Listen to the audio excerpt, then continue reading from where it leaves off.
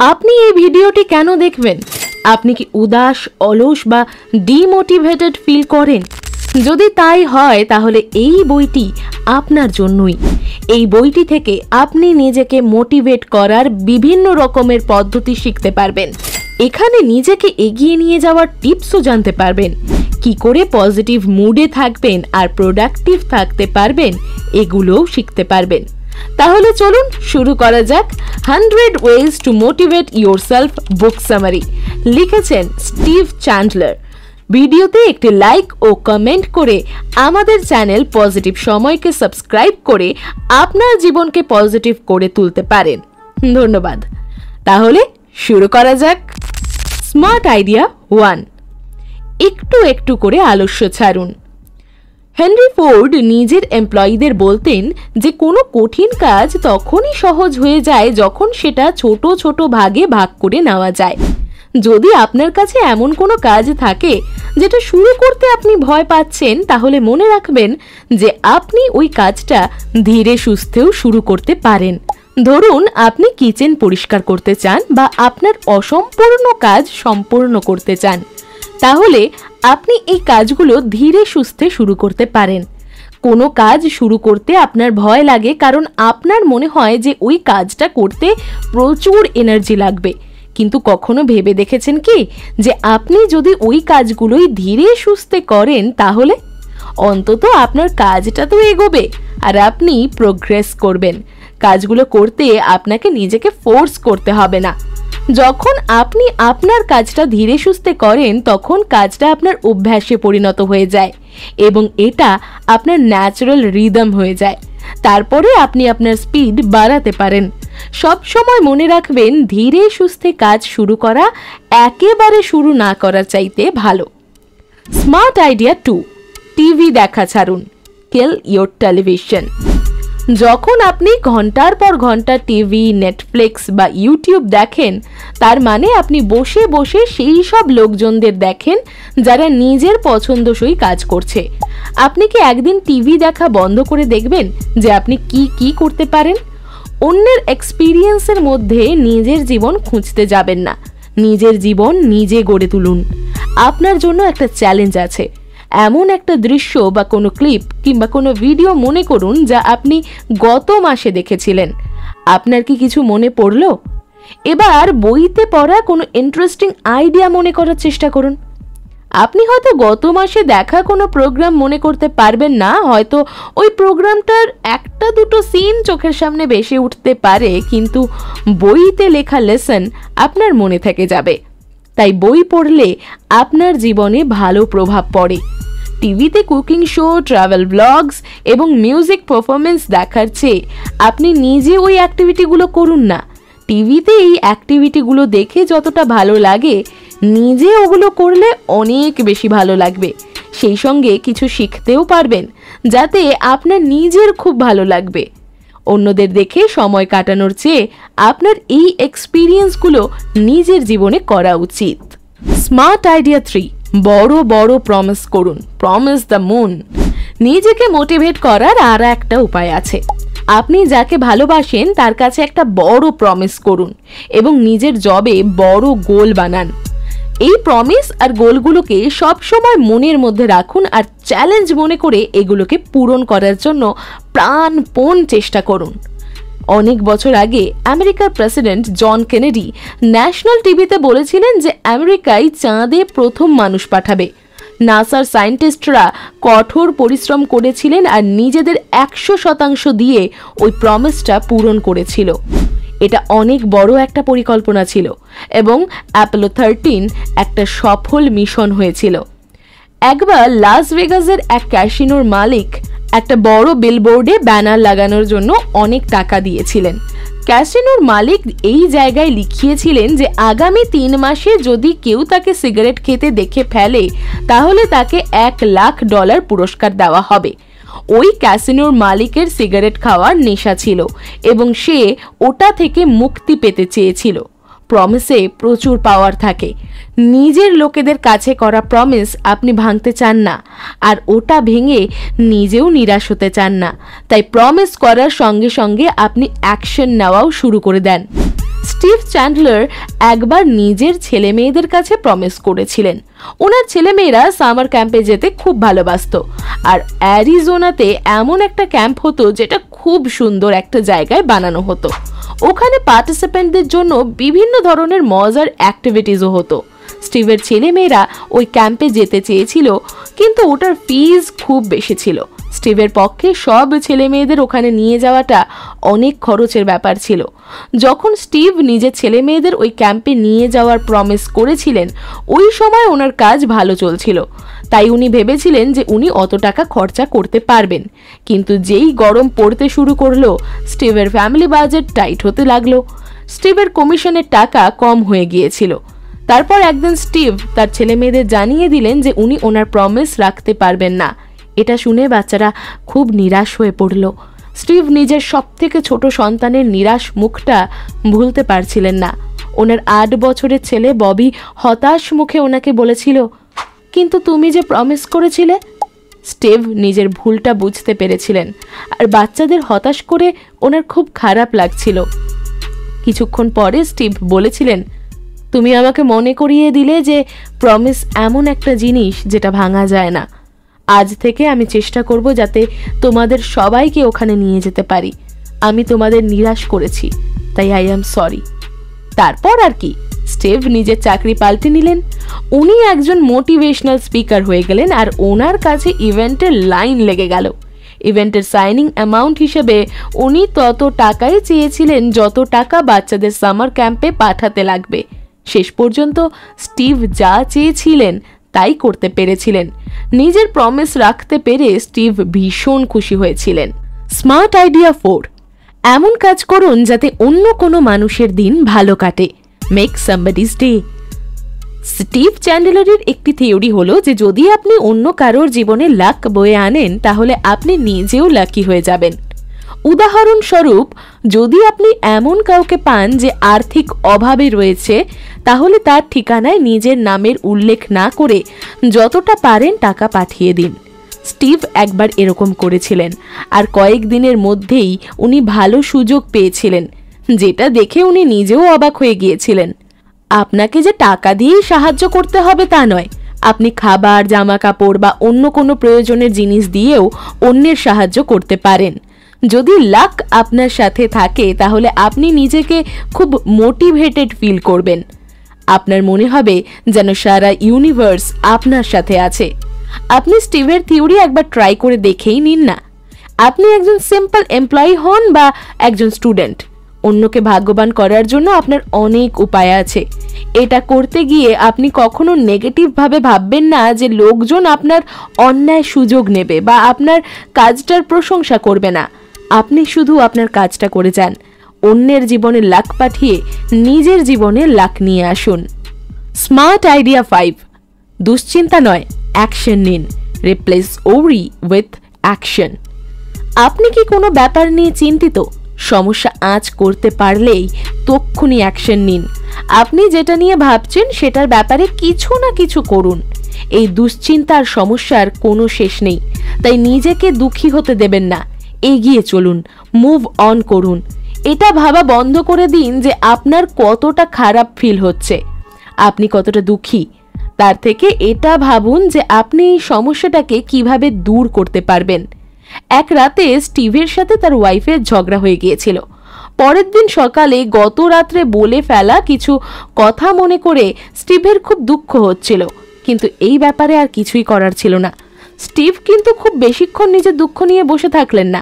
উনি ভেবে নিয়েছিলেন যে এই সমস্যাটার সমাধান করতেই হবে। উনি দুশ্চিন্তা ছেড়ে অ্যাকশন নেওয়ার কথা ভাবলেন। তাই ওনার মাথায় কিছু আইডিয়া এলো। প্রথমত, উনি ওনার স্ত্রীকে ফুল পাঠাতে পারতেন। দ্বিতীয়ত, উনি ওনার স্ত্রীকে কল করে ক্ষমা চাইতে পারতেন। তৃতীয়, স্ত্রীর জন্য একটা নোট লিখতে পারতেন। চতুর্থত, উনি নিজে পার্সোনালি গিয়ে স্ত্রীর সাথে কথা বলতে পারতেন। স্টিভ তখন ওনার স্ত্রীর রাগ ভাঙানোর জন্য ভাবতে শুরু করলেন। বসে বসে দুশ্চিন্তা করে দুঃখ পেলেন না।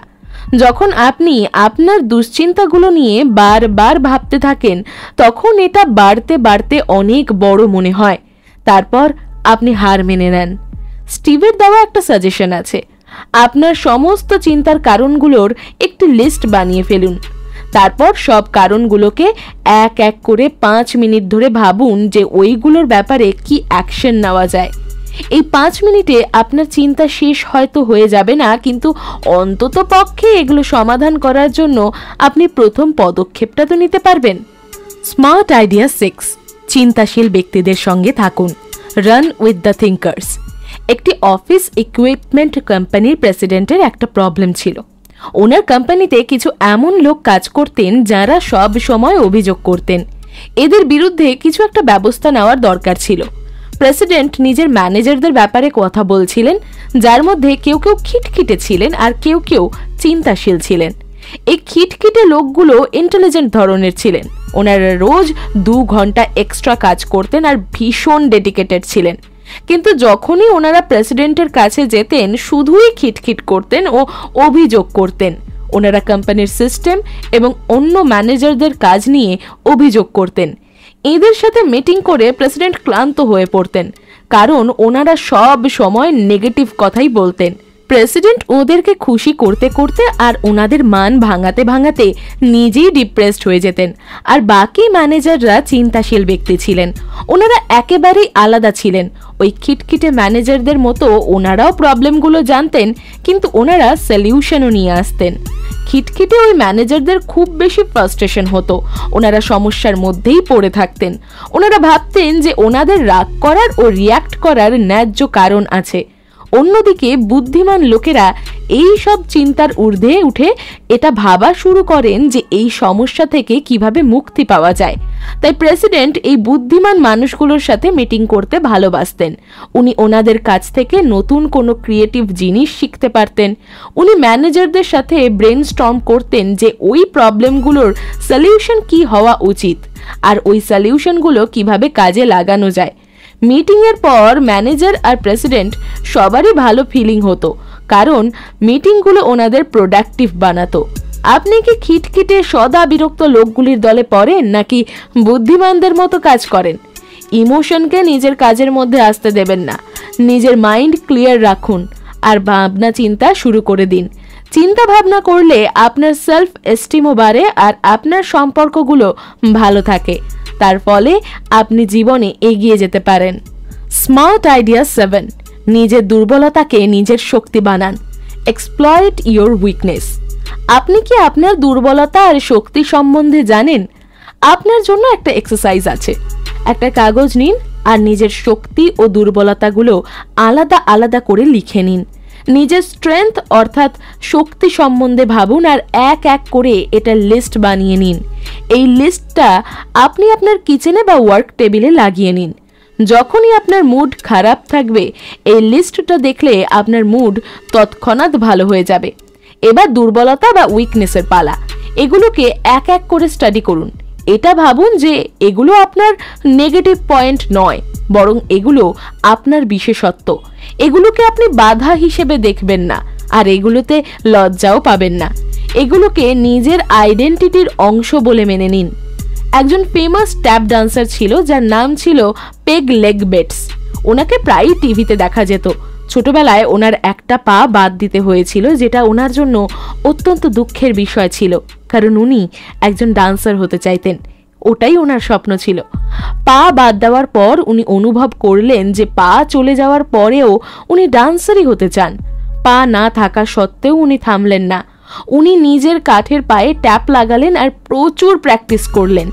ধীরে ধীরে উনি ট্যাপ ডান্সকে রুটিন বানিয়ে ফেললেন। অডিশনে ওনাকে বাকি ড্যান্সারদের থেকে আলাদা দেখতে লাগতো আর জাজেরাও ওনাকে আলাদাভাবে নোটিস করতেন। এইভাবে বেটস নিজের দুর্বলতাকে নিজের শক্তি বানিয়ে ফেললেন। মাইকেল বেইসফ একজন মাস্টার ফান্ড রেইজার ছিলেন। উনি নিজের এমপ্লয়ীদেরকেও নিজের মতো দক্ষ ফান্ড রেইজার বানানোয় এক্সপার্ট ছিলেন। বেইসফ বিশ্বাস করতেন যে দুর্বলতাকে শক্তিতে বদলে ফেলা যায়। ওনার একজন মহিলা সেক্রেটারি ছিল যিনি খুবই লাজুক স্বভাবের ছিলেন, কিন্তু বেইসফ ওনাকে বিশ্বাস করিয়েছিলেন যে অন্যের কথা মন দিয়ে শোনা ওনার একটা বিশেষ ক্ষমতা। উনি নিজে বেশি কথা বলতেন না, কিন্তু অন্যের কথা উনি খুব মন দিয়ে শুনতেন। এই ক্ষমতাটা ওনার ছিল। উনি অন্যদের কথা মনোযোগ সহকারে শুনতেন, তাই সবাই খুব খুশি হতো। স্টিভ চ্যান্ডলার ৩৫ বছর বয়সে বাবা হয়েছিলেন, আর উনি মনে করতেন যে একেবারে শিশুদের বাবা হওয়ার জন্য এই বয়সটা অনেকটাই লেট।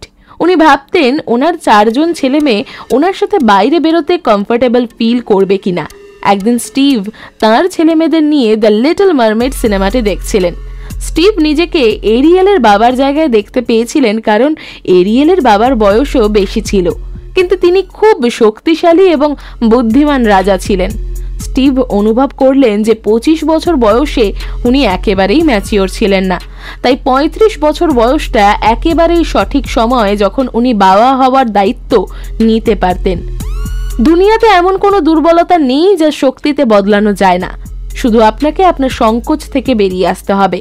এটা অবশ্যই কঠিন এবং আপনাকে প্রচুর চেষ্টা করতে হবে। যদি নিজের দুর্বলতাকে জয় করে নিতে পারেন তাহলে দেখবেন আপনার কতটা সুবিধা হবে। স্মার্ট আইডিয়া 8, নিজের জীবনে এনজয়মেন্ট আনুন। Put more enjoyment in. আপনার কি মনে হয় যে প্লেজার আর এনজয়মেন্ট একই ব্যাপার? আসলে কিন্তু দুটো আলাদা আলাদা ব্যাপার। আপনাকে এই দুটোর মধ্যে তফাৎ জানতে হবে, তাহলে আপনি জীবনে অনেক বেশি ফোকাসড আর মোটিভেটেড থাকতে পারবেন। প্লেজার মানে যা আপনি আপনার আশেপাশের জিনিস থেকে পান, যেমন খাবার দাবার। অন্যদিকে এনজয়মেন্টের মানে অনেক গভীর। মিহাই চিকসেন্ট-মিহাই একজন প্রসিদ্ধ সাইকোলজিস্ট ছিলেন, যিনি এনজয়মেন্টকে একটা ফ্লো বা প্রবাহ বলেছিলেন। ওনার লেখা একটা বেস্ট সেলার বইতে উনি লিখেছিলেন যে যখন আপনি কোনো অ্যাক্টিভিটির মধ্যে থাকেন তখন আপনি একটা ফ্লোয়ের মধ্যে থাকেন, আর আপনি বুঝতেই পারেন না যে কিভাবে সময়টা কেটে যাচ্ছে। তাই এনজয়মেন্ট তখনই পাবেন যখন আপনি এমন কোনো অ্যাক্টিভিটি করবেন যেটা আপনি পৃথিবীর সব কিছুর চাইতে বেশি ভালোবাসেন, এবং এটা করতে গেলে আপনাকে সেই ব্যাপারে দক্ষতা বাড়াতে হবে। উদাহরণ হিসেবে সেই সব লোকেদের কথা ধরা যাক যারা লটারি জিতেছেন। এটা জিতে ওনারা প্লেজার পেয়েছেন, ওনারা খুব খুশি হয়েছিলেন, কিন্তু এর ফলে ওনাদের জীবনে খুব বেশি পরিবর্তন হয়নি। লটারি জেতা কিছু মানুষ কোটিপতি হয়ে যান, কিন্তু তাদের জীবন আগের থেকেও বেশি খারাপ হয়ে যায়। অন্যদিকে এনজয়মেন্ট তখন পাওয়া যায় যখন আপনি টাকা রোজগারের একটা জার্নি শুরু করেন। প্রতিদিনের সমস্যার মুখোমুখি হওয়া এবং সেটা পার করাই হলো আসল এনজয়মেন্ট। স্ট্রাগল করে টাকা রোজগার করলে আপনি টাকার মূল্য বুঝতে পারবেন। প্লেজারের দ্বিতীয় উদাহরণ হলো টিভি দেখা। আপনি ঘন্টার পর ঘন্টা টিভি দেখেন, কিন্তু আপনি জানেন যে এতে আপনার কোনো উপকার হচ্ছে না, আর আপনার জীবনে এর কোনো মূল্যই নেই। টিভিতে দেখা সমস্ত শো আমরা দেখার পর ভুলে যাই, কিন্তু ছুটির সময় নিজের ফ্যামিলির জন্য খাবার বানানোকে টিভি দেখার সঙ্গে কম্পেয়ার করে দেখুন। খাবার বানানোর জন্য আপনাকে অনেক পরিশ্রম করতে হয় এবং আপনি ক্লান্তও হয়ে পড়েন, কিন্তু আপনি যদি এটা ভাবেন যে আপনার পরিশ্রমের ফলে আপনার গোটা পরিবার একসাথে এনজয় করতে পারবে, তাহলেই আপনার পরিশ্রম সার্থক হবে। তাই নিজের জীবনে এনজয়মেন্ট আনুন। আপনাকে চ্যালেঞ্জের মুখোমুখি হতে হবে এবং আপনি যাই করুন না কেন সেটা আরও ভালোভাবে করার চেষ্টা করুন। আপনার যে অ্যাক্টিভিটিগুলো পছন্দ, যেমন গার্ডেনিং, কুকিং, পেইন্টিং কিংবা রানিং, এই সব করুন এবং ওই ব্যাপারগুলিতে নিজের দক্ষতা বাড়ান। স্মার্ট আইডিয়া 9, বিনা কারণেই হাসুন। Love for no reason. হাসার জন্য, ডান্স করার জন্য, গান গাওয়ার জন্য আপনার ভালো মুডের অপেক্ষা করার দরকার হয় না। কেন?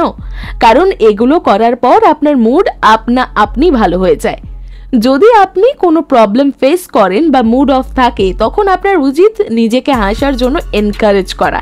শুনতে অদ্ভুত লাগলেও আপনার একবার এটা ট্রাই করে দেখা উচিত। ওই একটু প্রাণ খোলা হাসি আপনার মেজাজ অনেকটাই ঠিক করে দিতে পারে। আপনার প্রিয় গান কোনটা? গানটা শোনার জন্য সব সময় রেডি করে রাখুন, যাতে আপনি যখন যেখানেই থাকুন না কেন ওই গানটা শুনে আপনার মুড ভালো হয়ে যায়। ভলিউম হাই করে দিন আর নিজেও গাইতে থাকুন। আপনার নিজেকে স্টুপিড মনে হতে পারে, কিন্তু এরকম মনে হলেও আপনার তাতে কিচ্ছু যায় আসবে না। আপনি গাইতে থাকুন, একটু পরে আপনার মুড একদম ঠিক হয়ে যাবে আর আপনি বেটার ফিল করবেন। আপনি কি জানেন, জেন মঙ্ক, যারা এক প্রকার বৌদ্ধ মঙ্ক, ওনারা মেডিটেশনের সময় হাসাও প্র্যাকটিস করেন। ওনারা সবাই গোল হয়ে বসেন এবং গং বাজলে হাসা শুরু করেন। এরকম হাসার কোনো কারণ থাকে না, তবুও ওনারা এরকম করেন। আপনার সাথে কি কখনো এরকম সিচুয়েশন হয়েছে আপনার বন্ধু কোনো কারণে হাসছেন আর আপনিও কারণ না জেনেই হাসতে শুরু করেছেন? বাচ্চারাও এরকম করে। দেখবেন যে ছোট বাচ্চারা একে অন্যকে দেখেই হাসতে শুরু করে দেয়, একে অন্যের মুখ দেখেই ওরা হাসতে থাকে আর খুশি হয়ে যায়। হাসি কন্টেজিয়াস হয়, মানে একজনের থেকে অন্যজনের কাছে ছড়িয়ে পড়ে। আপনি কি হাসতে ভালোবাসেন না? শুরুতে আপনি মন খুলে হাসতে না পারলেও ধীরে ধীরে এটা জেনুইন হাসিতে পরিণত হবে। চলুন মোটিভেট হওয়ার এই 10টা উপায় আবার ফিরে দেখা যাক। স্টে হাংরি, আপনার খিদে বাঁচিয়ে রাখুন। আপনি কি হতে চান এই ব্যাপারে নিজের ভিশন ক্লিয়ার রাখুন আর ওই জীবনটা রোজ কাটান। লাইট ইউর লেজি ডাইনামাইট, নিজের আয়েশকে একটু একটু করে দূর করুন। ধীরে সুস্থে হলেও নিজের কাজটা শুরু করে দিন। কিল ইউর টেলিভিশন, টিভি দেখা ছেড়ে দিন। অন্যদেরকে মজা করতে দেখা ছেড়ে দিন, নিজেই মজার কোনো কাজ করা শুরু করুন। প্রমিস দ্য মুন, বড় প্রমিস করুন। কাউকে একটা কথা দিন আর সেটা পূরণ করার জন্য প্রাণপণ চেষ্টা করুন। মেক সামবডিজ ডে, কারোর দিন ভালো করে দিন। আপনি অন্য কারোর জন্য লাক বয়ে আনলেই নিজেই লাকি হয়ে যাবেন। Replace your worry with action, চিন্তা নয় অ্যাকশন নিন। চিন্তিত থাকার থেকে ছোট ছোট পায়ে এগিয়ে যাওয়া অনেক ভালো। রান উইথ দ্য থিঙ্কার্স, গভীর চিন্তার মানুষের সঙ্গে থাকুন, বুদ্ধিমান লোকজনের সঙ্গে থাকুন। নিজের ইমোশন থেকে বেরিয়ে আসুন, মাইন্ড ক্লিয়ার রাখুন আর সলিউশন বের করে নিন। এক্সপ্লয়েট ইউর উইকনেস, নিজের দুর্বলতাকে নিজের শক্তি বানান। নিজের দুর্বলতা নিয়ে লজ্জা পাবেন না, এই দুর্বলতার জন্যই আপনি সবার থেকে আলাদা এবং এটা আপনাকে অনেক সুবিধাও দিতে পারে। পুট ইউর এনজয়মেন্ট ইন, নিজের জীবনে আনন্দ নিয়ে আসুন। চ্যালেঞ্জ থাকলেই কোনো অ্যাক্টিভিটি এনজয়মেন্টের যোগ্য হয়। চ্যালেঞ্জগুলোর মুখোমুখি হন এবং নিজের দক্ষতা বাড়ান। লাভ ফর নো রিজন, বিনা কারণেই হাসুন। হাসার নাচ গান করার জন্য কোনো বাহানার দরকার হয় না, বরং এই অ্যাক্টিভিটিগুলো করলে আপনার মুড ভালো হয়ে যাবেই। আশা করি আজকের ভিডিওটি দেখে আপনি ভালো ফিল করছেন। এগিয়ে যাওয়ার জন্য আপনার কাছে কোনো না কোনো বাহানা আছেই। এগিয়ে চলুন আর কিছু একটা করুন। মনে রাখবেন, যা হওয়ার তা হয়ে গেছে। আপনাকে আজকে ফোকাস করতে হবে আর আপনি আজ যা করবেন কাল সেটাই আপনার নিয়তি হয়ে যাবে। ভিডিওটি ভালো লাগলে আমাদের পজিটিভ সময় চ্যানেলটি অবশ্যই লাইক, কমেন্ট, সাবস্ক্রাইব ও শেয়ার করতে ভুলবেন না। ধন্যবাদ। দেখা হচ্ছে পরের ভিডিওতে। ততক্ষণ ভালো থাকবেন, সুস্থ থাকবেন।